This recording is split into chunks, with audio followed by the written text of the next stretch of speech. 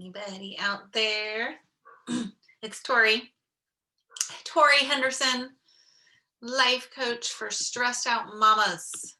Know any stressed out mamas? There seems to be no shortage these days. Let me tell you, it's a good time to be a life coach for stressed out mamas. So, what we are talking about today is living happily with grumpy people. Or when your friends, oh goodness, I've frozen.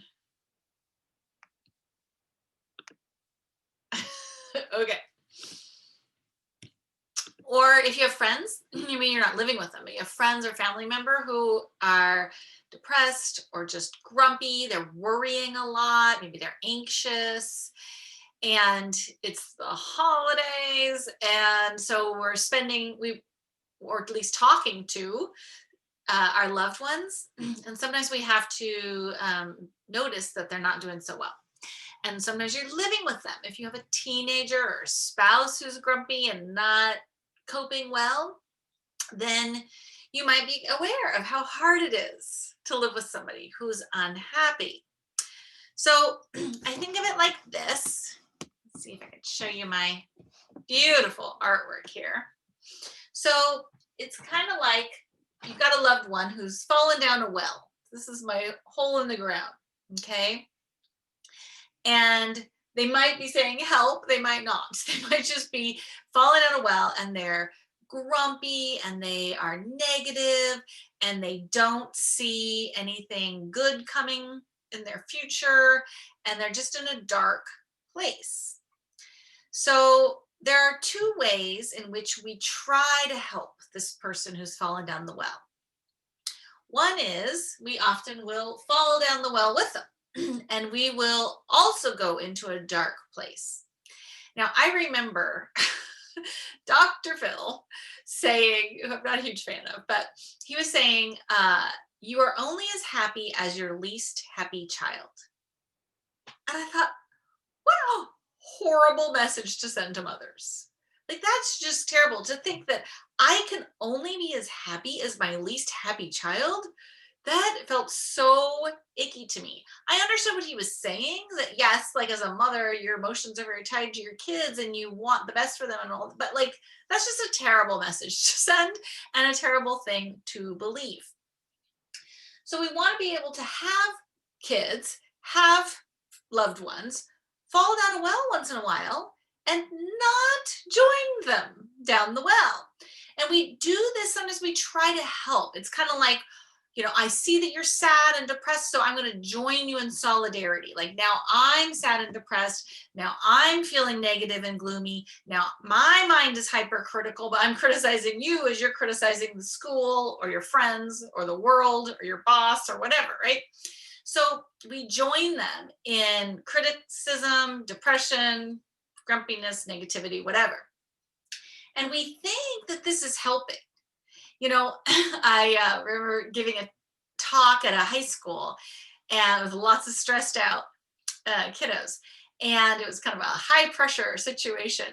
And I remember the counselor saying, if parents could just stop interviewing for pain, that it would help the stress levels of the kids.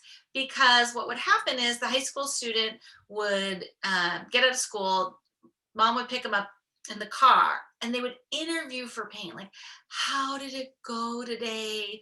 How was that test that you were so stressed about? Did you get a bad grade? Did that friend ignore you? Did she not sit next to you? And that this interviewing for pain was kind of something that parents do to like try and help, try to be compassionate. But what happens is it keeps the person who's fallen down the well focused on their negativity. They get validated for, yeah, you're right. Like, the world is terrible and people are mean and no good will come from this, or whatever the negative thoughts are, right? So now there's two of you and he feels validated and like affirmed. And there's nobody up on the ground to like help him come out of the hole, out of the well. And so having two people to fall down a well, it might make that person feel a little bit better in the short term, because it's like, well, hey, at least I'm not alone down here at the bottom of the well. but it doesn't make you feel any better. It makes you feel worse. And it doesn't really help them climb out of the well. So strategy number one of falling down the well with them is not a great strategy. The second thing we try to do to help somebody who's fallen down a well is we try to move into their life and tell them what to do. This is sounding very familiar to me. I know this very well. I love to think I know what's best for my loved ones and my family members. So the idea is we think, well, you've fallen down a well. I know exactly how you need to climb out of this well. Here's what you do. You pressure climb your way up, and you just got to find a grip, and here, grab a rope, and like, here's a rope. I got it. I'll hold it. I'll help you.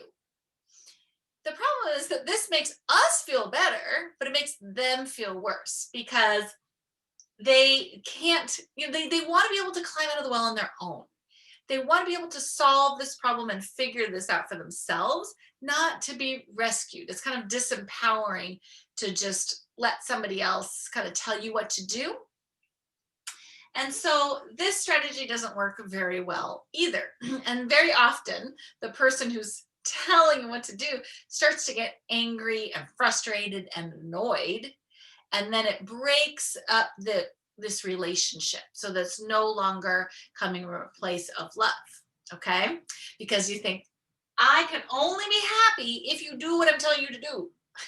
And sometimes when we're up here, we get urgent. We get the sense of like, you need to get out of that well right now because I can't stand how I'm feeling anymore. I don't like the way I'm feeling, so you can't sit there. Okay.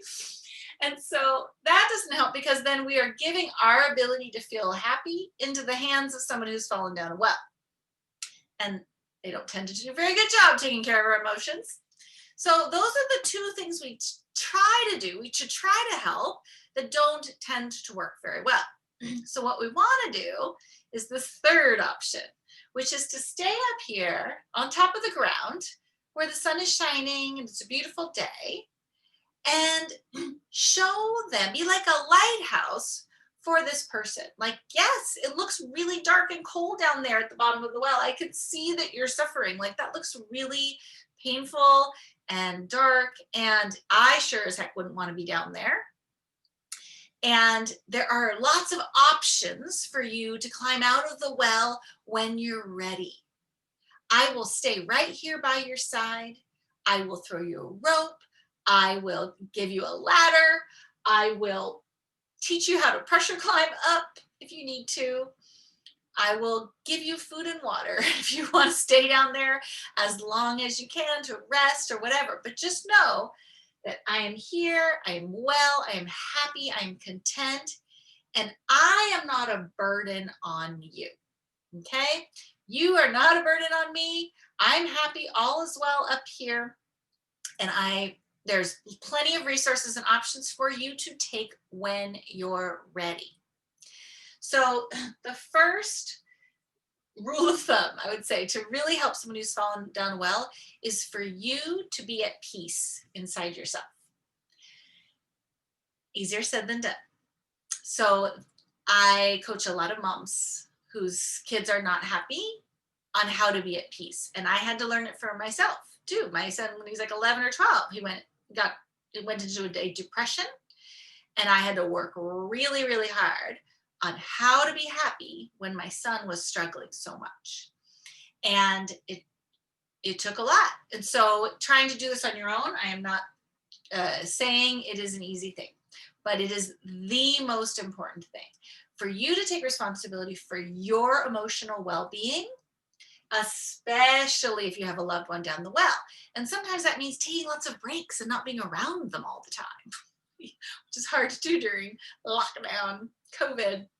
So we want to do whatever it takes to take care of our emotional needs, to be at peace so that we can be that lighthouse for them. The second thing we do is we hold a higher vision for this person who cannot hold a higher vision for themselves. Okay. So let's say it's your husband, he's out of work, he's depressed, his whole industry he thinks is going under, he doesn't know what to do. you can hold a higher vision for him than he can for himself. And to be, so your work is to be at peace with it, to hold a higher vision for him. And it's okay that he hasn't globbed on to your vision yet, but you can hold steady to it. If it's your teenager who's really, bummed out about their senior year, junior year, senior year, their sport, whatever, like all the disappointments that have been going on with COVID, that you can say, I know that you're going to use this experience for the better. You're going to use this, like you've been through hard times now. Now you know how important friendship is. Now you know how important exercise is to you.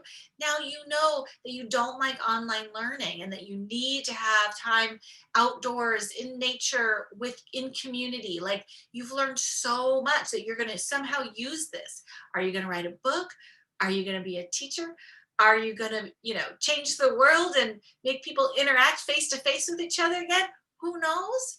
But I believe in my core that you will use this to create a better life, not just for yourself, but for other people. Okay. So number one, be at peace. Number two, hold a higher vision for the person who's fallen down a well. Number three, do not create any extra burdens. You being depressed is another burden on the person. Now it's like they're responsible for your happiness. You can't feel good unless they change. That's an extra burden. Saying like, we can't afford therapy. If that's what you need, you want to hire a life coach, we don't have the money. That's an extra burden on them. Find a way to make it happen. Money is not as hard as our brains like to tell us that it is. Believe me, I used to believe money was very, very hard. And I have life coaching changed my perspective. Amazing. But I had to read a lot of books and get a lot of coaching in order to do that. So I get it, but now I can see the other perspective, the other side of it.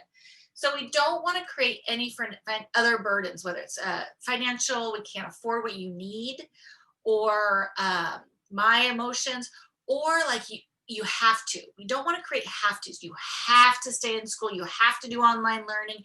You cannot, quit. I like to say there are always options. There are so many options out there. If this option isn't working for you, you could take your GED and be done. You could, take time off. You could do, a exchange program with in another state or another country where they are open for in-person learning. If online learning is really a burden, you could go to they have like colleges where you can finish high school. Like you could do like senior year at a kind of like, it's like a boarding school. So anyways, there's so many options. You could go live with a relative in another country or state, finish school there. You could be a babysitter, nanny for a year. And then, I don't know, there's just so many options that we don't want to create extra burdens for the person who's fallen down the well by making them believe that they are trapped down there and that they cannot get out. Okay. The last one is, of course, number 4, to focus on the positive. Now, this is kind of sounds like a no-brainer. Like, of course, I'm up here and focused on the positive. But what we want to do is we want to focus on the positive, but not in a way that we don't want to fake it.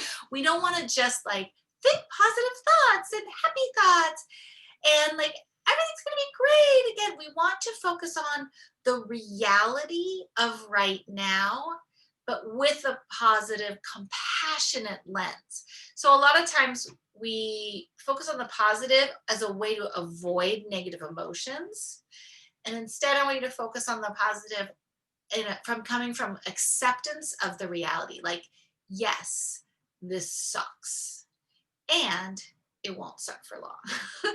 Or I can see how, what a dark place you're in.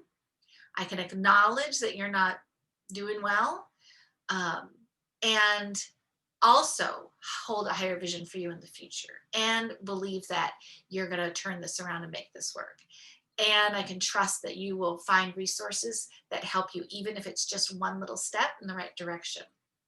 That this is temporary, that by this time next year, you will be a different person. Like whatever it is, focus on the positive, but not as a way to ignore them sitting in a hole.